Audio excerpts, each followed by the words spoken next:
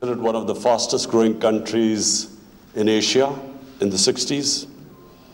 And we heard that China learned a bit from Pakistan. And now is the time for Pakistan to learn from China. Personally, the thing that inspires me most about China, what inspires me most about China is the way they have lifted 700 million people out of poverty in 30 years. That happened in human history. And for someone who cares about humanity, I think this is an example which the entire world can follow and learn from China. So, for me, this is the most important thing Pakistan can learn, the way China has lifted people out of poverty. And what I have understood so far, China allowed their businesses to make money. China concentrated on their special economic zones, the export zones. They brought in investment from outside. They created wealth. And from that wealth creation, they spent it on the less privileged, poor section of the society. And that's how they've achieved the miracle. And that's what we intend to do in Pakistan. The other thing I've learned from China is the way China has tackled corruption. President Xi Jinping's, one of his biggest crusade has been against corruption. And from what I hear, correct me if I'm wrong, that some 400 people, ministerial level people in the last 5 years have been convicted on corruption and put behind jail. And then, you know, I read in the papers, now I don't know whether it is true, that there was a Chinese mayor who, tons of gold was found in his room. And within 5 days, he was convicted. So, why is this very important for not just Pakistan, but most of the developing world to learn from? Because the most important thing is, if you have corruption, it stops investment. Corruption is one of the biggest impediments in investment coming into your country. The reason, one of the main reasons why we have not been able to develop this great potential of Pakistan has been the fact that red tapeism, and red tapeism is also because of corruption. When you slow down, by slowing down procedures through red tape, it is a way of getting speed money, corruption money. And corruption, when firms have an opportunity of, they can invest anywhere in the world, they will always invest in economies that are cleaner, economies where there are less impediments in the way of investment. So I wish I could follow President Xi's example and put 500 corrupt people in Pakistan in jail. But unfortunately, we have a very cumbersome process, and so we hope in time we will improve it. But I do believe that this is something also, the way China has gone ahead, the way they have learned from their experiences. I went to the Chinese Communist Party, and they explained to me the process of meritocracy, how everything is analyzed, how there's a constant think tank thinking of how to improve themselves. So this is remarkable about the way China has gone ahead, and looks like it will leave all the countries behind within the next decade. Now, Pakistan.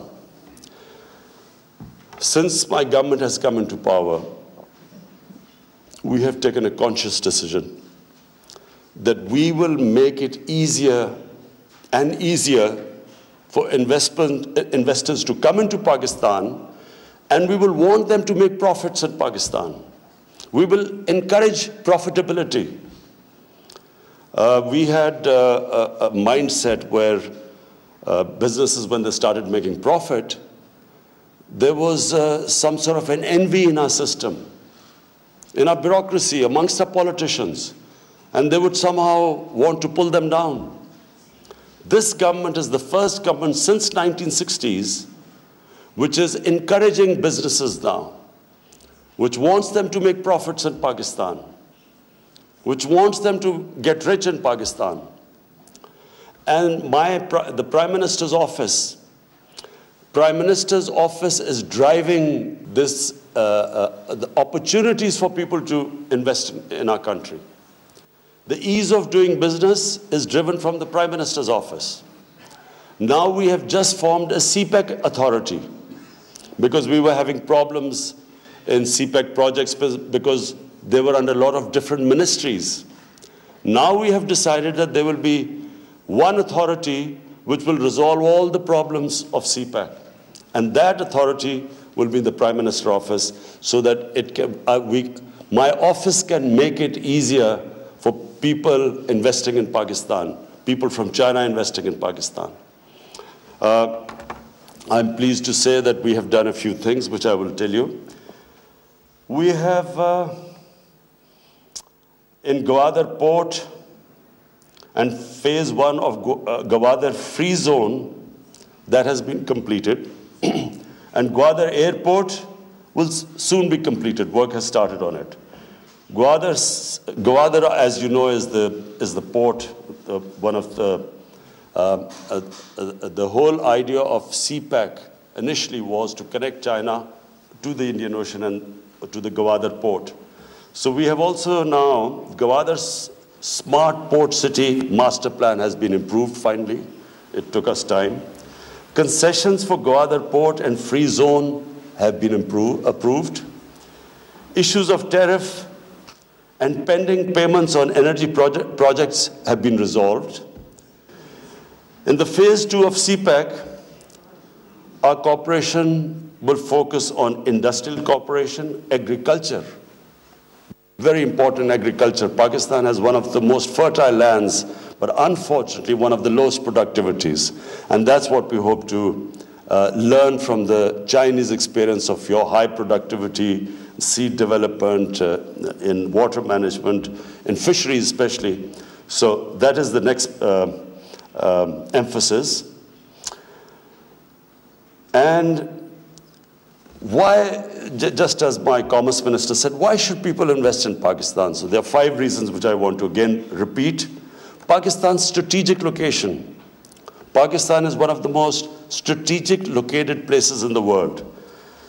Number 2, we have a population of 220 million people. And unlike China, Pakistan's 60% of Pakistanis are below the age of 30. One of the youngest populations, which means a vibrant population, a young, vibrant population, labor force. And then we have started this economic revival through reforms. You will be pleased to know, those who want to invest in Pakistan, that in the ease of doing business, Pakistan has made the biggest strides. We have gone up the greatest number in the whole of South Asia. And overall in the world, we are number 8 in a country that has made the greatest advances in ease of doing business. And then, of course, the industrial clusters through special economic zones. We are working on them. Some have moved ahead, others are a little bit slow, but we are now especially concentrating on our special economic zones. And where do we want Chinese investment? We would love them. We would want Chinese investors to come. I met this morning very, very powerful Chinese investors, some already there and some who want to expand their investment. So I've met them. And I must say, I was very happy this morning with the quality of investors we have. So we will facilitate them. But the sectors we want Chinese investment is number 1, textile, because Pakistan is one of the biggest producers of cotton. Manufacturing, IT and financial services. We would like your people to come and help us there. Physical and technological logistics. food processing and agriculture, tourism and hospitality. Pakistan is one of the most untapped tourist potential places in the world. We have, out of the 12 or 13 highest peaks, over 24,000 in the world, 6 are in Pakistan. Pakistan's northern areas are twice the size of Switzerland, and it has diversity, different types of mountains. It has desert, it has plains, it has 1,000 kilometers of sea coast. So it is very diverse, a country which is not untapped for tourism so far.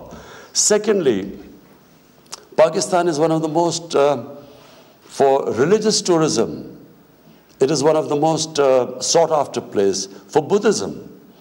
It was one of the centers of Buddhism. Taxila was one of the centers of Buddhism. Then for Sikhism, then for Hinduism, and then even for Christians, it has the highest number of churches in a non-Muslim, in a non-Christian city. Plus, Pakistan is one of the, well, I can't say this here because China is one of the oldest civilizations in the world, but compared to the other countries in the world, Pakistan is one of the oldest countries with a 5,000 years old Indus Valley civilization. Housing, we are just starting on one of the most ambitious plans of housing in Pakistan. We have decided to build 5 million houses in 5 years. Pakistan has a huge shortage of houses. We have at least a demand of 10 million houses right now. So there's a big shortage. So we are trying to build in the next 5 years 5 million houses, and affordable houses for people who cannot buy expensive houses. So we would appreciate, we would invite Chinese investment there. And then oil and gas. In oil and gas, we have huge areas which we haven't had, because of policies that discouraged drilling, we haven't had much interest in there, because now we have initiated policies for companies to come and drill in oil and gas. And then, of course, we one of the biggest copper and gold reserves. We have big coal reserves in Pakistan, in Thar. So we already have Chinese companies in both, in gold as well as in coal. Security situation in Pakistan has improved. There was a time when people were scared to come to Pakistan because of our security situation. Thanks to our intelligence agencies, our security forces, Pakistan is now one of the safest places. And so that no longer is the issue. But we have specially created security forces to protect our Chinese workers there. So for Chinese, we have actually created a special force so that, you know, to provide them extra security. Our visa regime. We have liberalized our visa regime. For Chinese nationals, they can actually come and get visa at the airport. This was not the case before. We had a very difficult visa regime. So that has been eased up, and it is also for 70 other countries we have allowed them to come and get visas at the airport. All the major cities of Pakistan are connected with air routes now. This is now exactly where China was in 1978. This is where Pakistan is now. It's a great time to come and invest in the country. Our labor cost, as my Minister of Commerce said, our labor cost is only about 20%. 20% of what is the labor cost in China. So there is a comparative advantage now.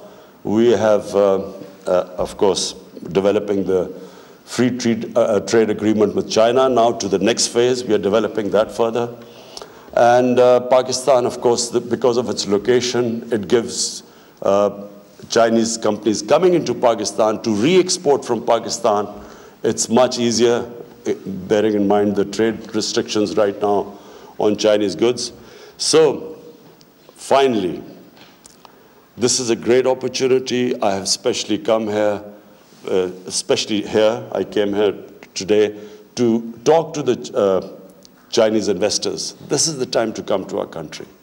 And from me, as the Prime Minister, I can assure you that the Prime Minister's office will be dealing with all the major investors in our country.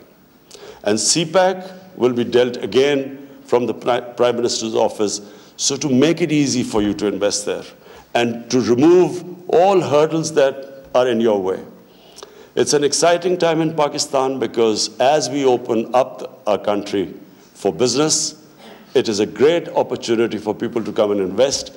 And as we change the mindset in Pakistan, we want businesses to come and make money. We want businesses to come to China and make big profits, so that the more profits you make, we feel that more investors will come to Pakistan.